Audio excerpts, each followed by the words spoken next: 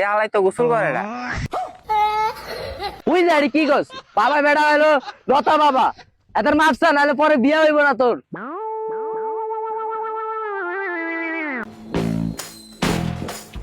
কিরে বৎস, 10 বছর ধরে আমি ধ্যান মগ্ন আছি, কোনো মুরগির খবর নেই নেই কেন রে বৎস? মুরগি না আসলে পেট চলবে কিভাবে বৎস?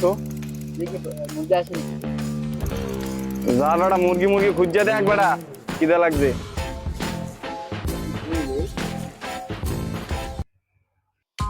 তুমি কি দেখাইবা? আগে তুই আয়। এই যে বাবা আমরা ঘর। আরে ঘর বাদ দে, আর কাজ আছে আয়। ঘরে না গেলে আম্মা মারবো। আর তোর আমার কথা আমার বাদ দে, বাবার কাছে যাবো। লতা বাবা, লতা বাবা। এই লতা বাবা একদিন আইতেছে মুরগি। লতার বাবার কাছে আই রে, কাম হয়ে যাবে সকালে। আমার বাবা কান্ডের মারে প্রতিদিন সকালে। আমার বাবার কাছে আই রে, কাম হয়ে যাবে সকালে। আমার বাবা ওই যে লতা বাবা, আরে লতা বাবার কাছে আইসা পড়ছি আমরা এখন রে, আরে সকল দুঃখ দূর হইয়া যাবে লতা বাবার কাছে রে। এই এইয়া এইয়া এইয়া এইয়া এইয়া, আগে টাকা পরে কাজ, লতা বাবা ভন্ডবাজ। ভালো করে ডায়লগ দে।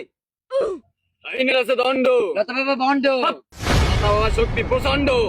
ইল বাবা, ইল বাবা। কি হয়েছে বৎস তোর? বৎস বল তোর সমস্যা।